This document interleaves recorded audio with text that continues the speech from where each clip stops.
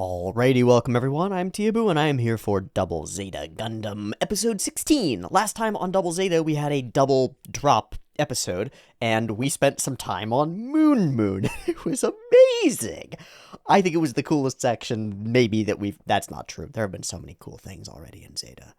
Double Zeta. There have been so many cool things already in Double Zeta, but the whole Moon experience was pretty special. A backwater station from long ago that's foregone their mechanical ways in order to semi-worship the not mechanical stuff of a natural environment and turn that into an ideological conflict between twin sisters, all led by an old geezer dude who was leading them down the path to, I don't know, salvation? Whatever. Mostly for selfish reasons.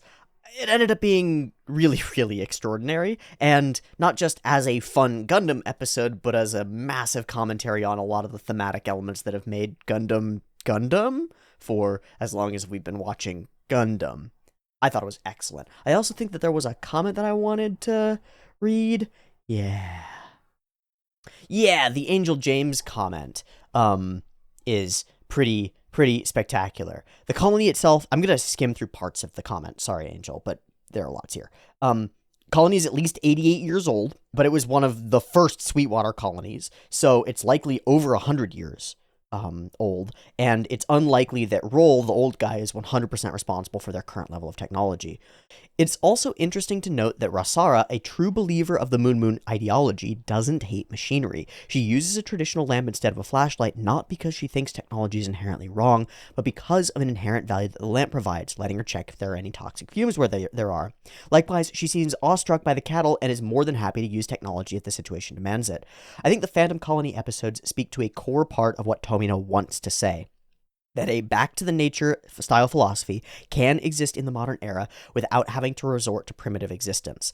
And the now constantly recurring theme of young people being abused and taken advantage of by adults. Bright coercing the Shangri-La kids into joining the Argama, how Mashimir believed that children are an important resource in war, Glemmy and Gotten using Lena as a hostage to their own ends, and now with Roll grooming Sarasa to be the leader of Moon. I'll actually take this even further, before we take it further in the next thing that you say, and say Glemmy Toda's existence as a whole. He might as well be a child in a slightly older body, and he's being used by the soldierhood in order to become one of the most ideologically aligned soldiers in the group, right? Like, he's an idiot kid. We can take this even farther with the fact that Haman Karn is presenting Minerva Zabi, a 7 to 8 year old child, as the leader of Axis, while she acts as Queen Regent behind the scenes, right? Or even in front of the scenes. Everybody knows that Haman Karn is bae. A common theme of Gundam from the beginning, when Amuro and the rest of the teens from Side 7 had become the crew of the White Base, is that adults start wars that children will suffer in. Glemmy has a new ship and a custom red mobile suit, the Bawoo! This actually isn't the first time we've been introduced to an MS with text on screen. The Gaza Ds were also introduced back this way back in Gaza Storm. Well, it's pretty cool. He does get the text on screen. I hope we get more of that because I like that shit. Again, it's like bam. That's the move. That's the thing that it's fun. I think it's fun. The commentary around adults and children is really strong in the Moon episodes. I think it's really excellent. The idea that there's this backwater civilization that's totally separated from the rest of societies at large is really crucial, I think, for fleshing out the Gundam multiverse in some sense. I know it's one universal century, but for the people living in this universe, if you live on Earth, you live in one dimension. If you live on Shangri-La, you live in the greedy Junker dimension. If you live on Moon, you live in the ideological, like, backwater paradise dimension. We're in different lands, different worlds, different places, different Fallout vaults, right? Like, these are separate bastions of humanity that are also potentially literally biologically evolving in different ways over the course of a few hundred years while exposed to relatively high quantities of radiation and stuff, weird things that might happen in space, and they're actually changing. And they're changing sociologically and physiologically and sociopolitically. Like, all the things about all these colonies are totally different. The ones that are all connected to each other, those are one thing. They all are sort of connected to each other. But even then, you've got huge swaths of colonies that are one way, and huge swaths of colonies that are totally different ways. Shangri-La is not like any of the other colonies that we've seen in a lot of ways. And Moon certainly isn't. So that level of diversity of origin is really cool. Then we imagine that the folks out toward Jupiter axis have been evolving and generating their own systems their own way with Xeon as their foundational, like, that's their architecture of what a nation is, and that's developed out. Whereas the Earthnoids and people have been all developing off of a sort of United Nations, Americanized great powers sort of circumstance there. That's pretty isolationist and all these things. And then the space noids in various colonies have been developing their own pretty liberal, mostly in terms of their political philosophy and the way that they see things. It's pretty individualist, but also relatively like free individualist, libertarian. Yeah, something like that. Not that that's necessarily a good thing, right? It's just a diversity of backgrounds and motivations and beliefs about the way that the world works that cause our characters to clash in really interesting ways. Sometimes on opposite sides of mecha battles, right? And sometimes not. Sometimes right on the same side. We've got older characters on White Base who were presumably born on Earth, right? And we've got younger characters who grew up on Shangri-La, of all places. I actually think it's almost a little bit unfortunate that we didn't take Rasara or Sarasa or somebody with us. I think that would be really cool, weirdly, to have like an anti-technological backwater lady amongst our crew. It would give us such an interesting perspective on everything. Of course, it won't happen because we're not going to get on a damn spaceship. We could even take Roll with us and have the oldest old timer who doesn't know what the fuck is going on and just doesn't want to be lonely, and he could be on our crew for a while. But we won't, of course. It doesn't matter that much, and I don't know that it's going to impact our actual storyline that much as we move forward. But it's a really cool little piece of a word that gets overused immensely, which is world building. But here we literally built a world, just happens to be inside out on the inside of a sphere. We literally built a world that works totally differently than all the other worlds that we've seen. And that's pretty cool, because the existence of that world in our world makes our world bigger. You feel me? It's like awesome. It's awesome. So, machinery's cool, technology's interesting, but so is the land, so is connection, so is life. There's a line that can be walked here, and I think we do, at least in a really interesting way, demonstrate some aspects of it. So, now what? Well, Glemmy Toto still has Lena, and Judo is not happy. Let's go get our sister back, maybe? I don't know, man. Let's go try to get our sister back or something. Oh, and really importantly, I think, because this is the wrinkle, Mondo has been getting some respect from people other than Beecha for being actually useful. Beecha treats Mondo like shit. Now both of them are back on board with the worst people, and we're gonna have to see how that develops, because I think that it's a pretty solid wrinkle that we have those kids there. Okay. All right, let's give it a watch. Episode 16 of Mobile Suit Double Zeta Gundam. Hopefully we get to save Lena. Beep beep timer.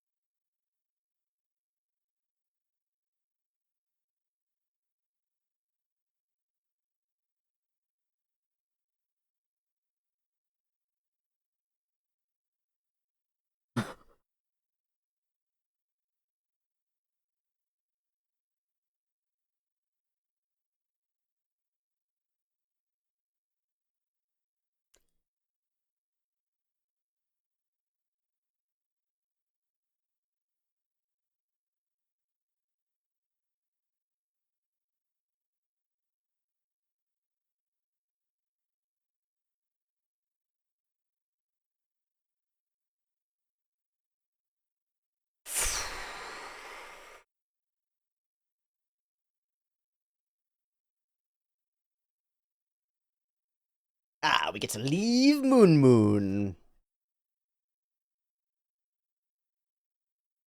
No, I could just cut out the whole discussion. Yeah. Mm-mm. Mm-mm. Mm-mm.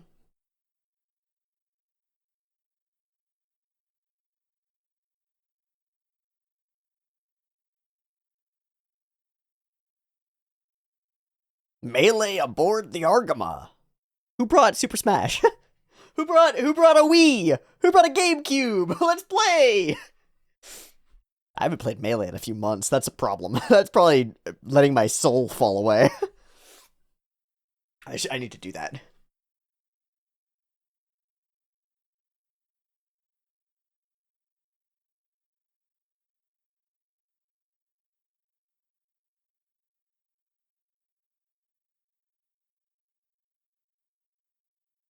But all the way to Axis? Are you dumb? God. I forgot what show we were watching. I expected that to go seriously. You're the worst, L. Huh?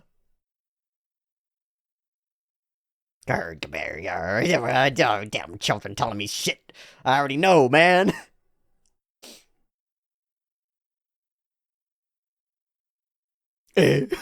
uh, no, you're not. No, you're not. You're not sorry. You gotta talk to Mirai. You really.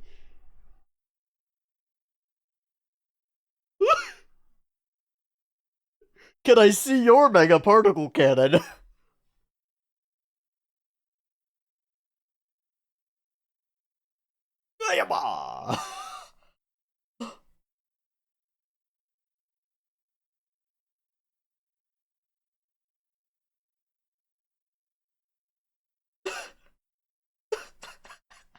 My guy, you are oblivious as shit.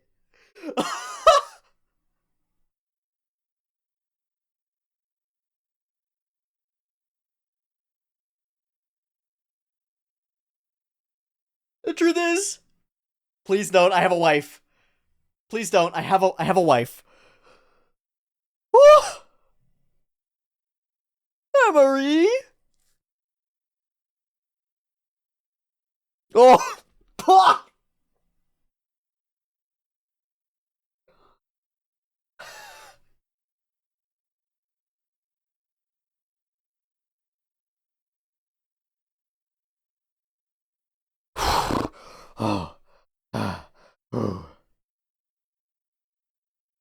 Holy shit, dude. Bullets. Oh, Matrix dodging them bullets, man. Just whoa. Whoa. What?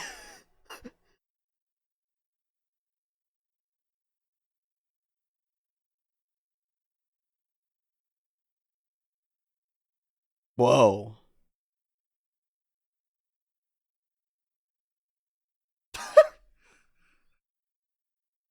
Speaking of Crew the Argama.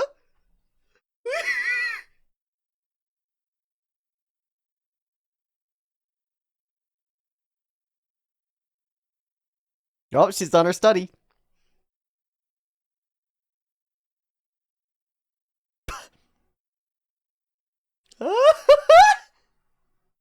Bicha and Mondo, the traitors who have betrayed us. Did she just donk him in the nuts? Dude, not cool.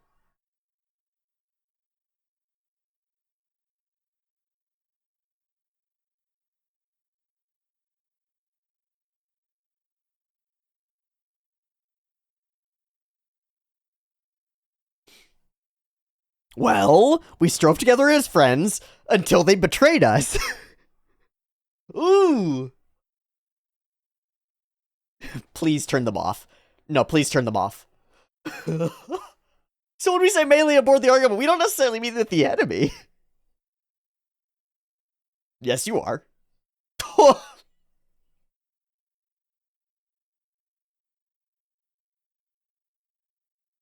Yeah, we suck. Yeah, we suck. What is this? Is this the new one? God damn it. Glemmy, how did you get a ship? Who gave you a ship?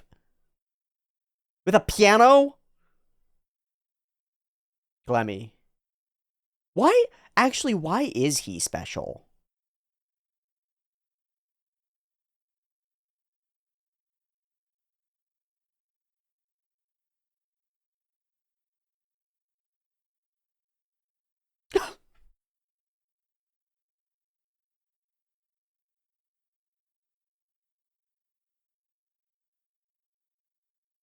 Yeah, a Kanbei to you too! A Kanbei! That does look like one of ours. Oh, you're cute. Hello.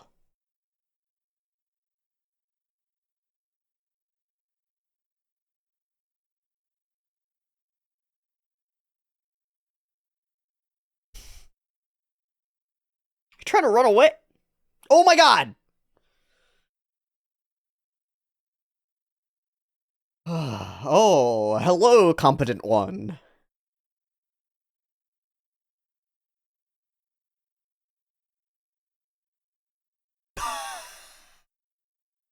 How the fuck is this guy ordering me around? And he passes it down the chain. Yeah!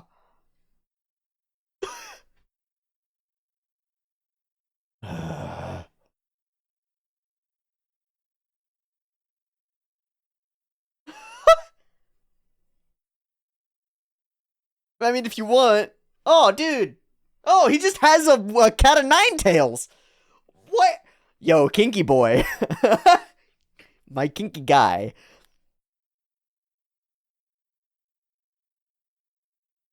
Damn it.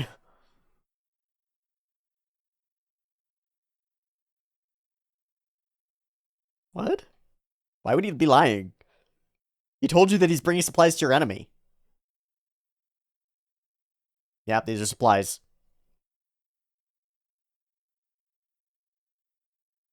Just a hauler, man. I just haul stuff. Liar! I'm gonna beat your girl pilot.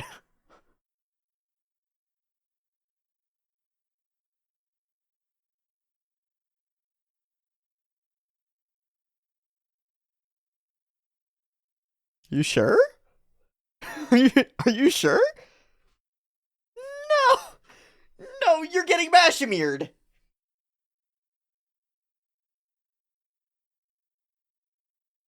There are five of us?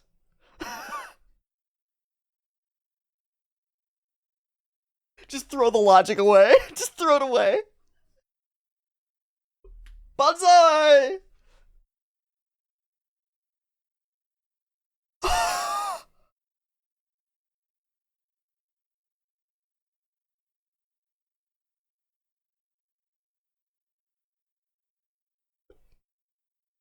They're just gonna take his mobile suit?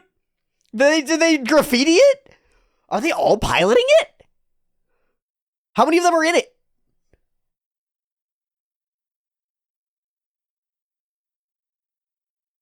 Wow, we don't even get to see this from Glemmy. Just somebody else does this.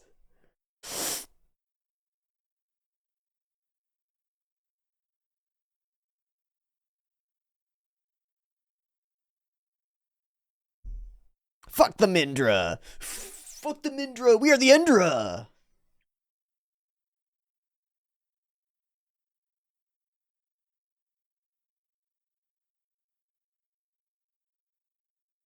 His face got so funny when he faded out. That's what he wanted. He wanted no help from you. Go watch your child prisoner play the piano and drink wine, you dork. You fucking dork. What a dork. Huh. Really? Oh. That's actually a good lie.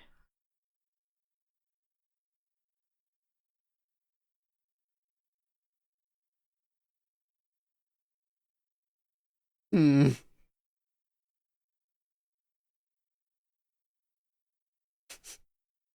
We really need a small, some form of worker democracy.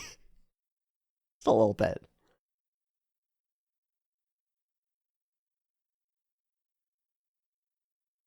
Oh boy.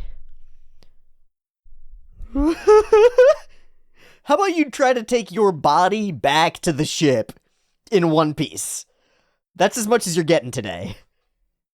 Whoa! Let's go, Millie! I like her. She doesn't give a fuck.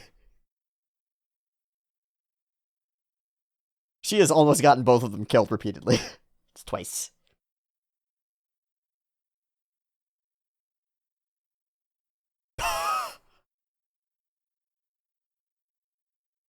What the hell? Oh, that worked. I fully expected him to dink off of her helmet and it wouldn't work. What is that? We've captured it! We did it, guys! We planted the flag! Alright, the brawl begins!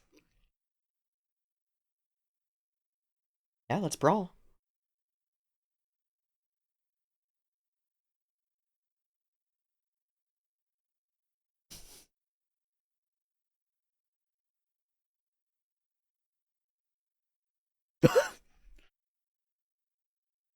Let me get in my giant mobile suit. Wait, what? Fair and square? In a fist fight? Aren't you like 6'5"? That dude's taller than Gotten.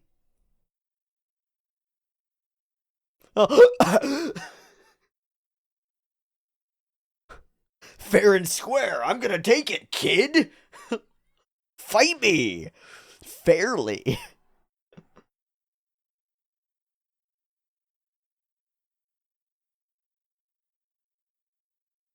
Ooh.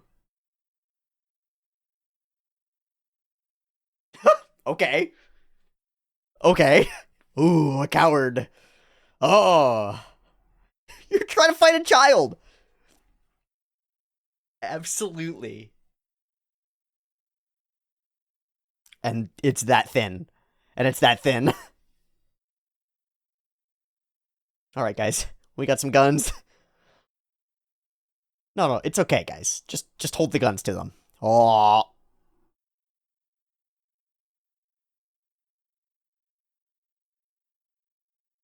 Emery! Oh, dude, she's gonna... Do not die here, Emery!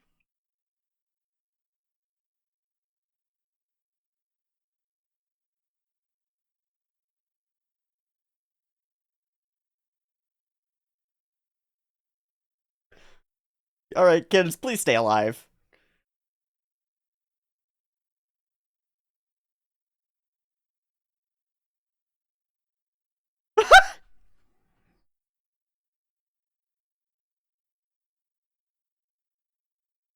True?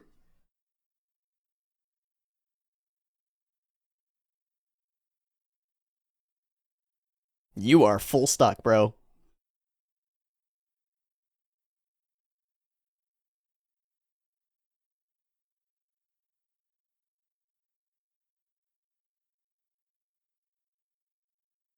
That's a big gun.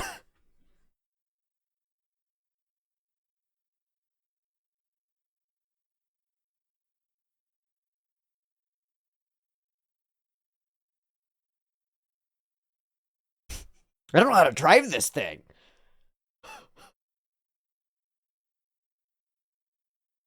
Uh-oh.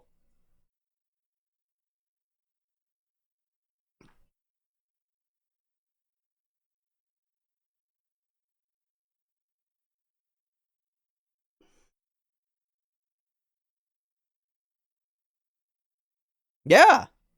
Yeah. Lock yourselves down.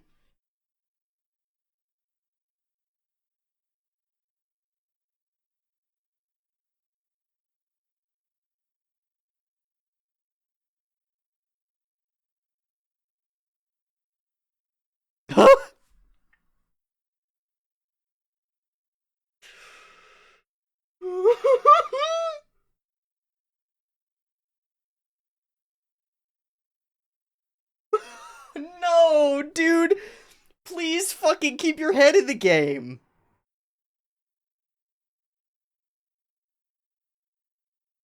I'm important to her? Come on, Eno. Come on, Eno. Not with a plunger, bro.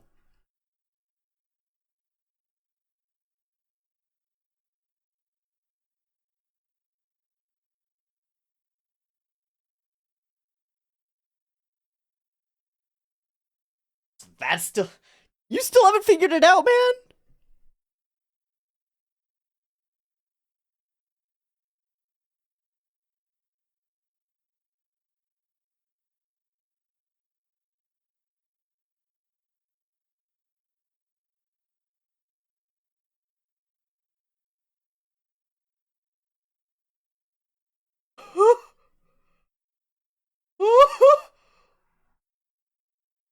Neither of them have helmets on.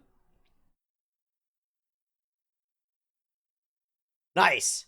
Nice. Okay. Oh, God. Hey.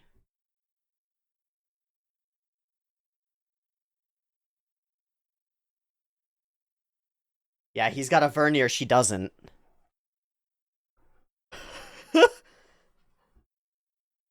Dude, I'm stuck.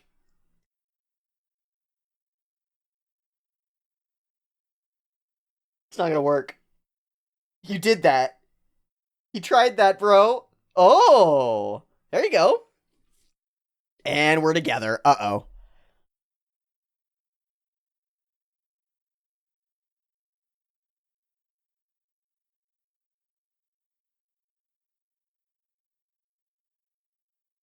What?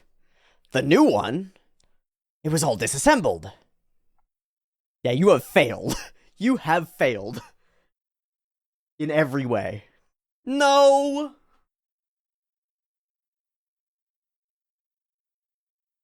Huh.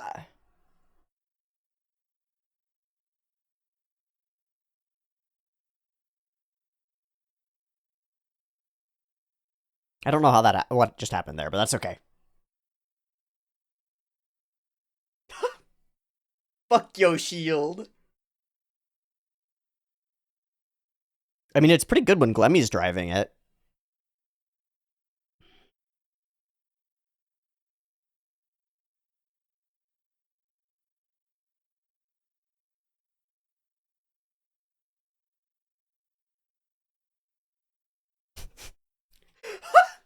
We're playing around the table?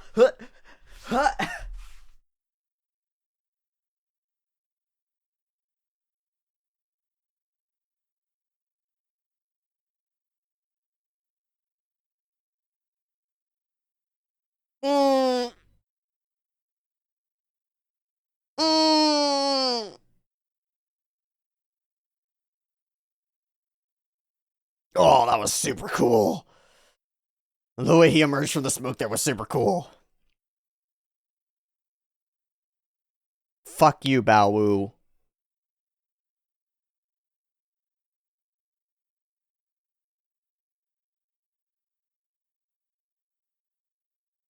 They failed miserably. Good job, guys.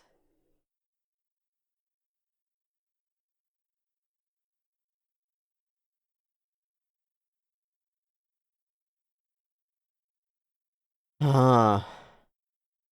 Huh.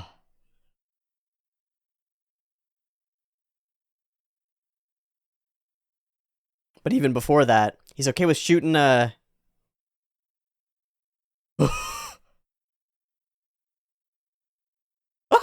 She's out! Good job, Emery! This is war. Yeah, but those are humans. Emery!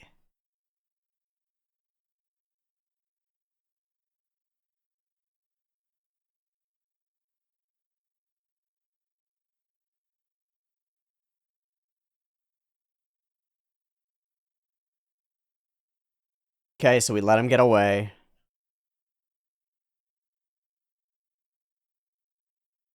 But it was initially the soldiers in normal suits that caused the hesitation, not Emery.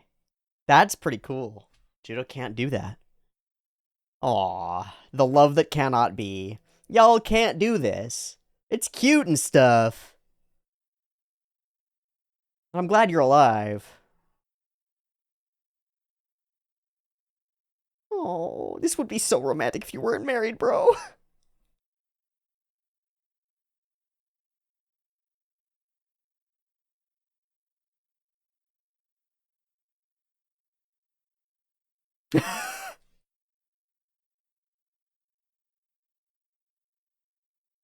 Stop flirting. We've got a war.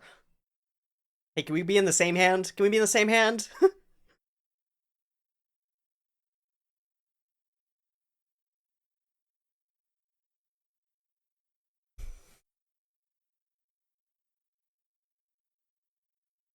Who?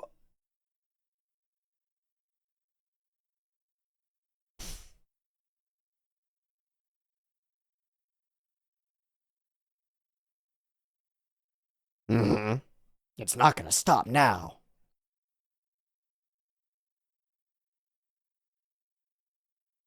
Cool. Another episode where our start point and end point are almost identical. Even the two-part Moon Moon was kind of like that.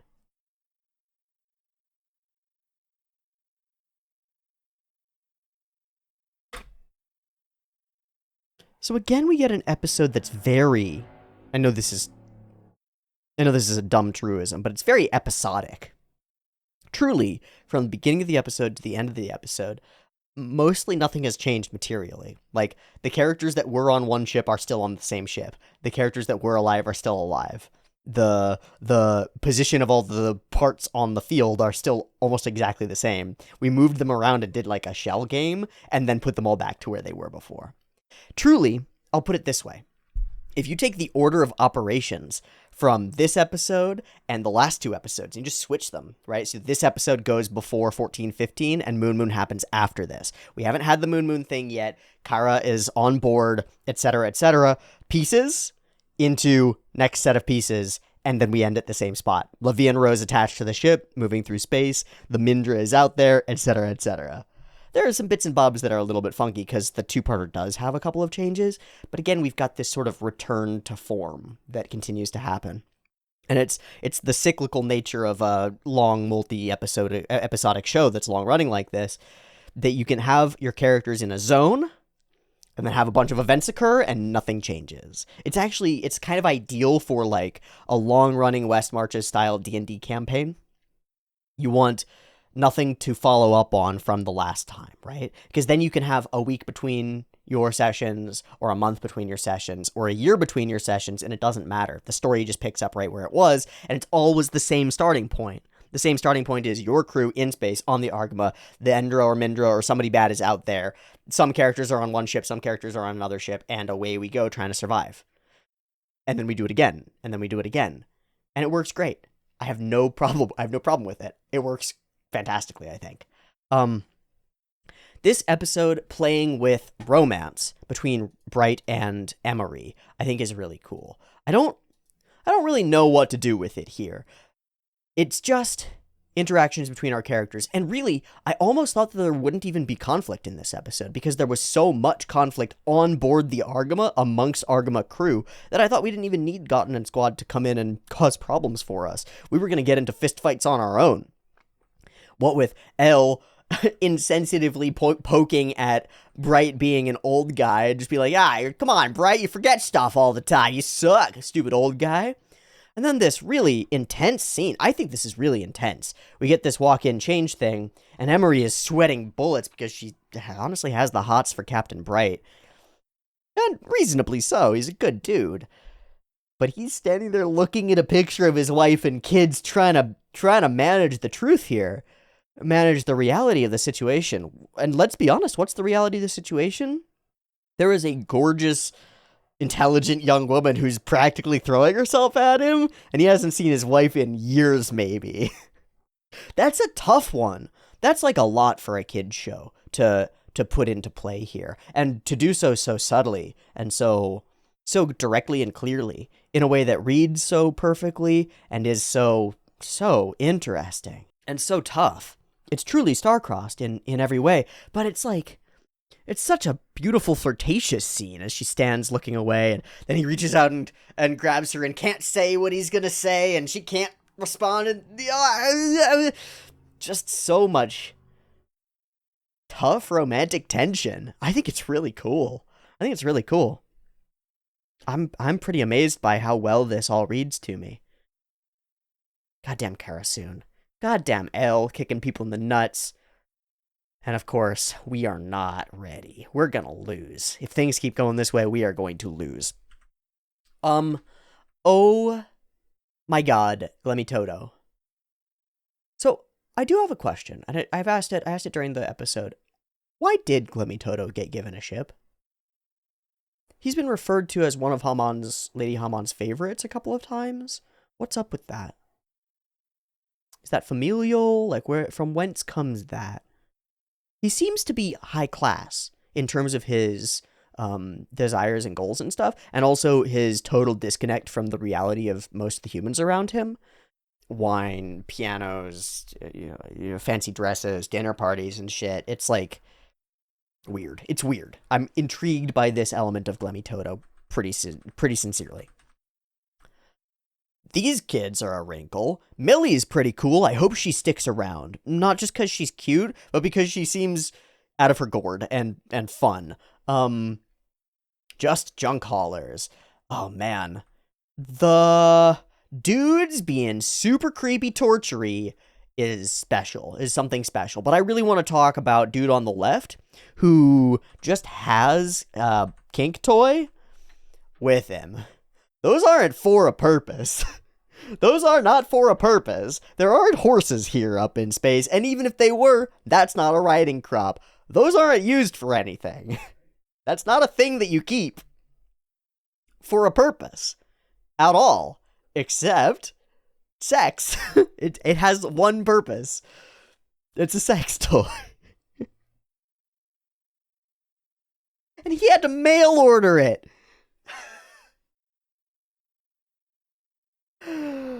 Amazing. Amazing. And ridiculous. So a decoy we will do. And Gotten actually gets pulled into some of the gung-ho-ness of his soldiers in a way that he usually wasn't when they were Mashimiri. Gotten would be like, all right, guys, now that's something else. They steal his mecha. He tells them basically to fuck off, shut up and watch me figure this out. I'm going to fix it all. And then massively, immensely fucks it all up. Chaotic fight inside the bridge. Chaotic fight outside the bridge. Classic bullshit chivalry stuff. Karasun makes her way out of here. We do some trades back and forth. This dude getting stuck and staying stuck the whole time is like... It's cool. It's cool for a couple of reasons. It's cool because it's dumb and it demonstrates the level of caliber that we're working with most of these soldiers. But it's also cool because it leaves that ship, it leaves the Baowu there, stuck there, until we need it narratively forgotten to come up to it, right? And then he can get it off and drive away. That ends up being really convenient, and it's contrived for the convenience and the narrative convenience of that happening, and I like it. I'm good with that. It ends up being a funny joke on its own for a purpose narratively, and that's great. There are some cool scenes. The moments when they get thwacked into various stuff. There's this moment a little bit later where each of them hits into the wall, and then she's gonna hit, and when she hits, she makes a very funny face, I think. She's spraying and then slip and gets whooped. Some really deeply expressive character animation, especially in momentum and in these fast-moving moments. Or complicated shots of multiple characters clambering into a mobile suit. The production quality of Double Zeta continues to be just stunning. Like, really just stunning. Gosh. There are so many geometric shapes and so many freaking crazy ships and mechas all moving around each other in a way that has to feel real to us. We have these two giant mechas on the sides of a giant ship with an immense hangar space between them, playing a kid's game, right? Like, that's something that our writers ideated. They were like, it would be really fun if these two characters did like a what around a table. The classic chase scene, you know? Up, over, up, under. Except we're going to do it around a ship in mechas. Awesome. Awesome. Truly nutty.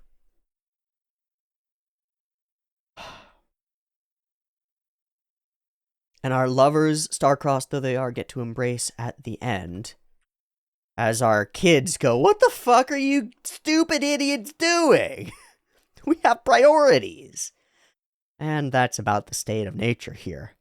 L is running the bridge better than Bright can. Judo is running combat operations, while Bright and Emery, our two highest-ranking officers, stare lovingly into each other's eyes. We've got real conflict between the kids and the adults on board the Argama. And it works. It works really well. And it's all bolstered by pretty spectacular animation and general production. And then the most insane storytelling that has ever. End of sentence. Double Zeta Gundam is cool. Macross is also cool. Throwback Thursday is pretty darn cool overall. I hope you've been enjoying it the way that I have, because I've certainly been enjoying it.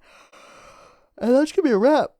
Thanks for watching. We'll pick back up next week to see if we can go and try to actually get Lena back. This has become kind of a refrain now, is like, I'm going to go get Lena back. Nah. Over and over. Opportunities keep knocking and we keep fucking them up. So, Lena still has to happen. Mondo Beacha still has to be dealt with. That circumstance, yelling at each other, loyalties despite treason, and treason despite loyalty, right? Like, despite these being his friends, Judo will call them traitors, because they're traitors. They're betraying him, and also they have a sister, and this is not a joke. And because they're her friends, Elle is like, that's not okay.